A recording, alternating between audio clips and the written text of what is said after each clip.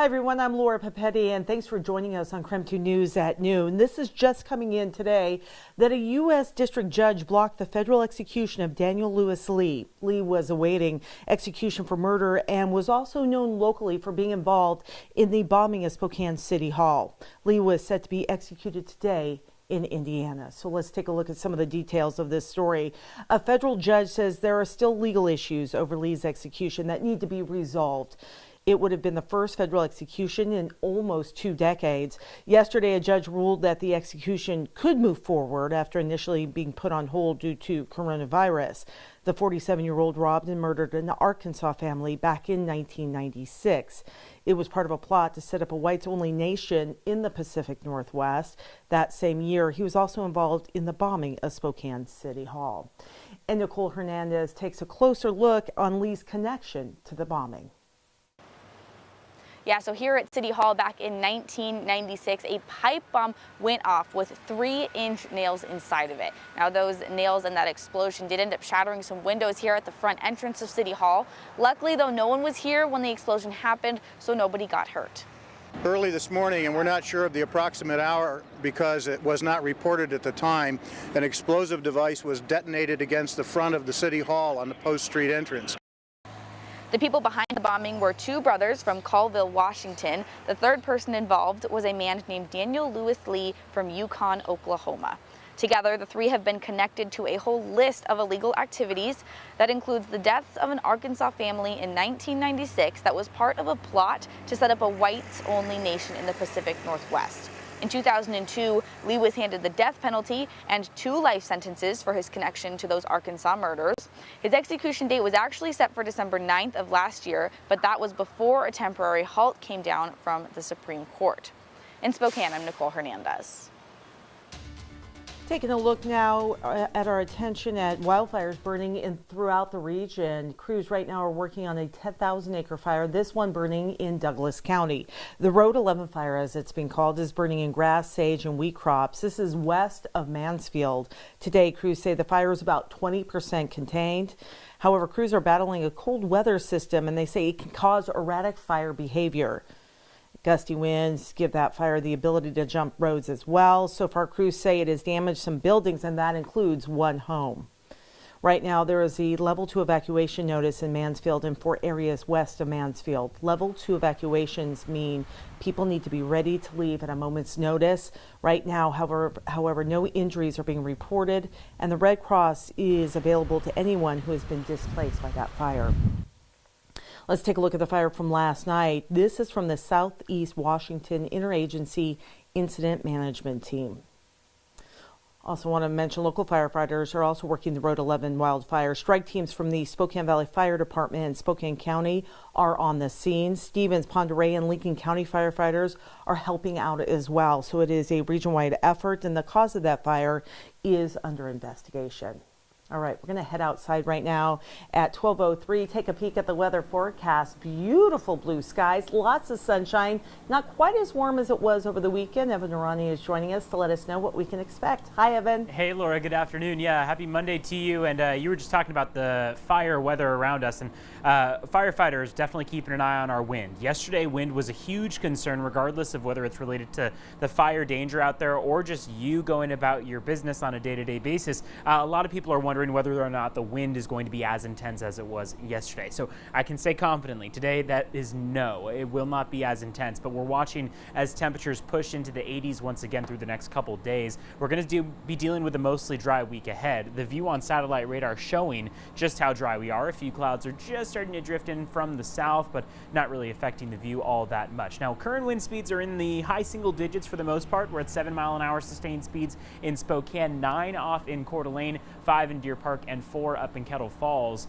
Now, as we go into the rest of the day, we're going to keep warming up to the upper 70s and low 80s. Spokane is going to rest just a few degrees shy of average. Average would be 83. We'll make it to the upper 70s, about 77, maybe 78 degrees as that afternoon high. And then we'll keep warming up. So Tuesday, Wednesday are going to be warmer days, and then a breeze rejoins us for Thursday and Friday. So there will be some changes coming about as we head into Thursday and Friday. Those are the days that have better potential for some cooler temperatures, some clouds, and even some mountain showers. We'll go over everything to expect coming up in just a few minutes, Laura.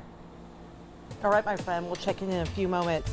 Let's take a look at some of the local headlines going on today. One person is recovering after being injured last night in a drive-by shooting. This is near Sprague and Stone. Neighbors say happened on Sunday night. Last night they heard what they thought were fireworks before finding one man injured. One neighbor says they saw a man walking into someone's yard and then passing out. Police were then called in, and the man was found with what looked like a gunshot wound to his chest. At our last check, the victim was taken to the hospital with a non-life-threatening injury. Also, a suspect is in custody today after a reported shooting at the Iron Horse Bar in Coeur d'Alene. 2 victims were injured and taken to Kootenai Health Saturday night. This is all according to Coeur d'Alene police. Police said the suspect left the scene before police could arrive, but they later found him with the help of witnesses. The suspect is now in jail and has been booked on 2 counts of aggravated assault. And there has been a delay in removing the remainder of the planes involved in last Sunday's plane crash over Lake Coeur d'Alene. According to a spokesperson from the National Transportation Safety Board, the insurance company and contractors overseeing the recovery are trying to figure out their next move. The remaining plane parts are not expected to be removed by today. That we've been told. The crash, which happened between a Cessna airplane and a Coeur d'Alene sightseeing float plane, resulted in the deaths of 8 people.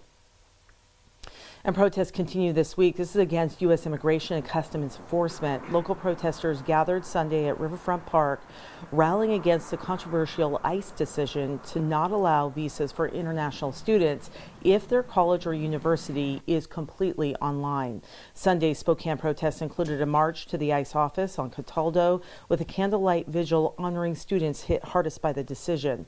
Protesters also shared some of their own personal experiences. Now, the protests quickly dissipated, but protesters did leave a tag on one of the local buildings. However, it was only left in chalk, so easily removable. A body was found at the Southern California lake where missing actress Naya Rivera disappeared last week. The Ventura County Sheriff's Office could not confirm whether the identity of the body was indeed Rivera. Authorities say they're still working to recover the body from the lake. The Sheriff's Office said they plan to hold a press conference at 2 o'clock at that lake to provide some updates on that case. And new today, the Washington Redskins have officially announced that they will retire their team name and logo. In a release, the team said they are working closely to develop a new name and a design that will, quote, enhance the standing of our proud tradition-rich franchise. The Redskins began a review of their team name on July 3rd after widespread national protests over racial inequality. They have not announced a timeline, however, when they might come up with that new name and logo. There's some new data showing recovering from COVID-19 might not mean your symptoms will just go away rather quickly. In fact, a growing number of patients are sharing some side effects that appear to be lasting much longer and not just within the lungs. Let's connect the dots. We're learning more about the long-term health effects of a coronavirus diagnosis, and doctors are warning even people with mild cases to be on the lookout for signs they have not fully recovered. Let's connect the dots. When COVID-19 first hit, it was mainly thought of as a respiratory disease, but now we know the virus also goes after the digestive tract, heart, kidney, even the brain. And that is why we are seeing more symptoms than just a fever and a cough. The ever-expanding list now includes everything from vomiting to the loss of senses like taste and smell. After beating back a virus, your immune system should get to work repairing any damage done to organs. But what doctors are finding is that days after the virus has cleared a patient's system, they are still reporting debilitating exhaustion, problems with motor skills, and even blood clots. One of the bigger concerns is brain damage. A small study in Britain found neurological complications in some coronavirus patients, though more research is needed. And that's part of the problem. Since this is a new virus, we just don't know for sure what the long-term effects will be, but support groups are popping up online with thousands of members, all people who say they're dealing with lingering symptoms weeks and even months after diagnosis. A reminder that there's still a lot we don't know about COVID-19.